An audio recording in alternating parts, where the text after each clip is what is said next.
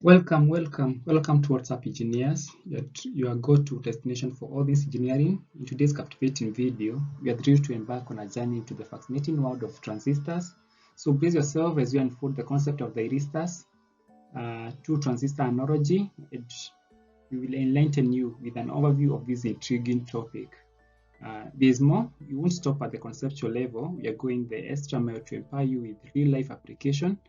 By the end of this video, you not only have a solid grasp of thyristor theory, but you also have been able to derive a powerful equation from this ingenious analogy. So get ready to unlock your engineering prowess.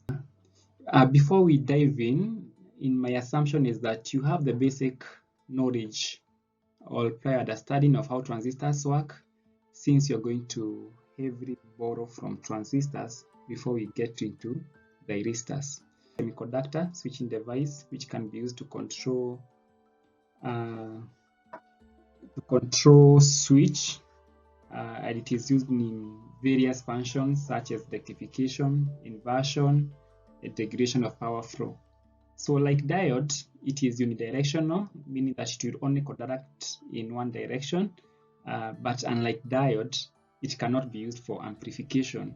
It is only used for switching. Hence, you find it mostly in switching and then also rectification to be able to give out controlled output. Basic operation of SCR can be understood by two transistor model of SCR, or what we call two transistor analogy.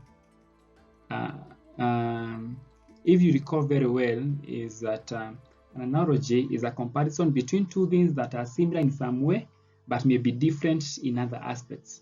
So this is just a way of explaining or understanding something complex or unfamiliar by relating it to something more familiar. In this case, we are relating the thyristor to two transistors, as you're going to see.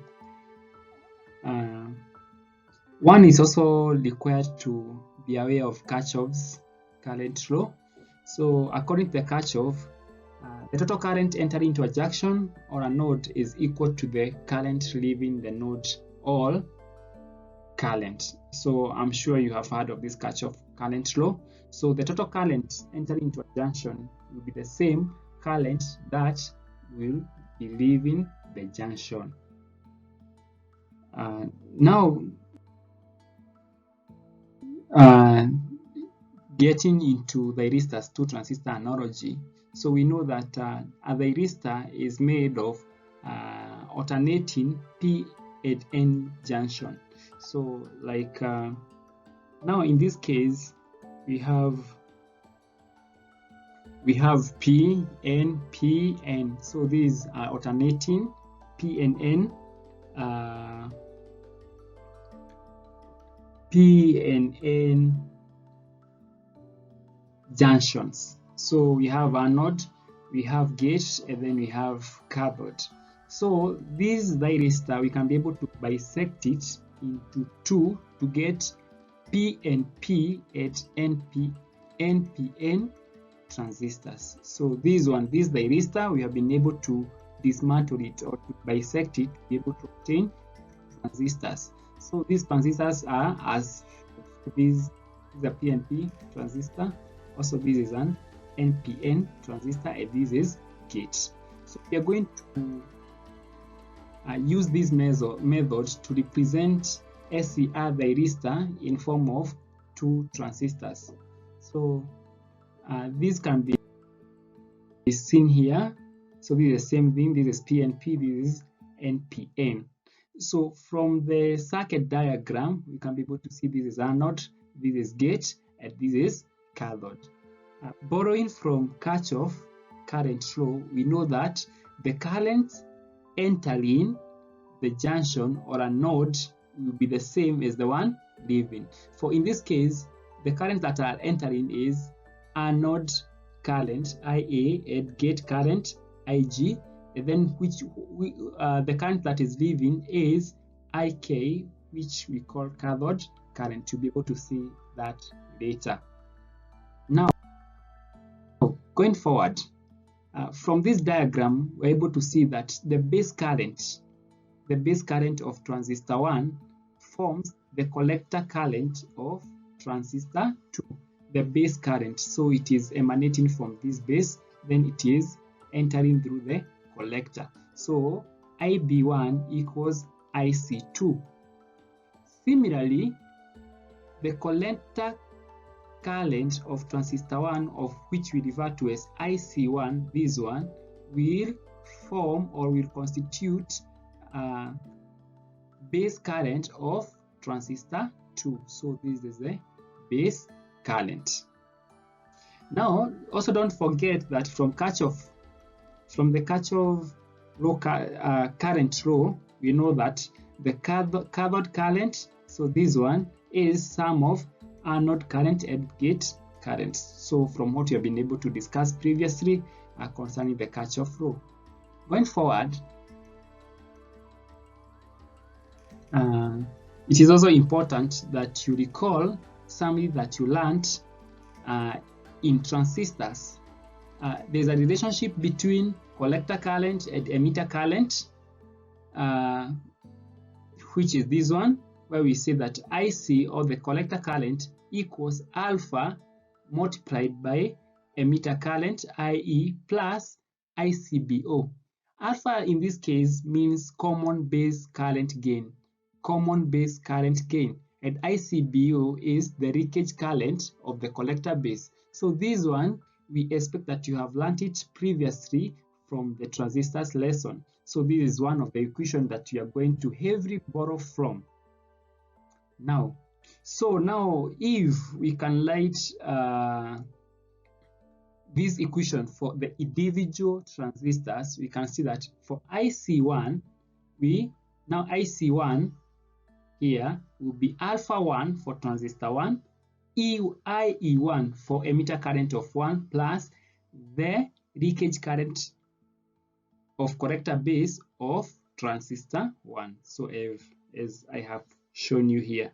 Similarly, for IC2, collector current of transistor 2 equals alpha 2, which is the common base current gain for transistor 2, IE, emitter current of transistor 2, and the leakage current of collector base for transistor 2. So we obtain these two equations. Please note that. Going forward, so these are the equations that you have been able to obtain previously. But in our case, IE1, so the emitter current for transistor 1, in this case, it is our anode current, IA. So we are going to replace IE1 in this equation with IA. Also, IE2, so this one, the emitter current of transistor 2, IE2, we are going to call it IC or IK, and then we are going to replace them. So we'll have these two equations, equation 2 and equation 3. I hope you can be able to see that. You can pause the video a little to be able to understand what I'm saying. Now,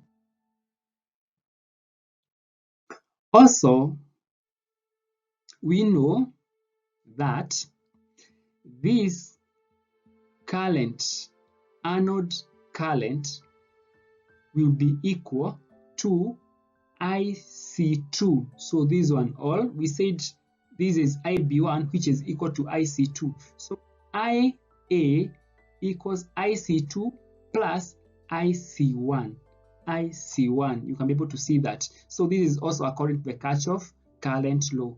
The amount of current entering into a junction will be equal to the current leaving the junctions. In this case, IC2 plus IC1. And this is the equation. Now we are going to substitute equation 2 above and 3 so that we are able, by replacing now, because we have the value for IC1 and you have for IC2, so IA equals, so the equation for IC1, which is equation 2, and IC2, which can be represented as these. So we combine them. Now, Also, recalling from transistors analysis learned previously, we know that emitter current equals base current plus collector current. IE equals IB plus IC. So for emitter current of transistor 1, because this is transistor 1, this is transistor 2. So Q1, Q2. So the emitter current, which is IA, equals IB1 plus IC1, which gives us equation 5. So recall from our initial current, from what we discussed earlier, is that IA equals IG plus IK. No, pardon. IK equals IA plus IG. Now we are going also recall this is another equation that we have been able to obtain. Now we are going to substitute equation 1, this one, in equation 4. Okay, where we say that now IA will be this, but when we come to IC, or what we call as IK here, we replace with IA plus IG, so plus the leakage current. So we continue, we open the brackets, then we factorize here, then at the end we're able to get IA, the Carnot current. So it's given by this formula. Now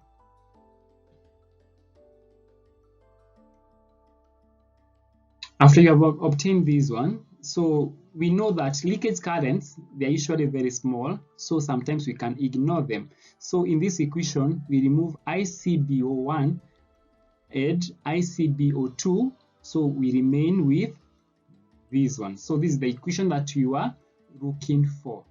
Remember, if alpha 1 and alpha 2 equals to 1, then anode current I become infinity, and hence the thyristor enters into production stage of state. So I hope that was easy. Please feel free to play back the video.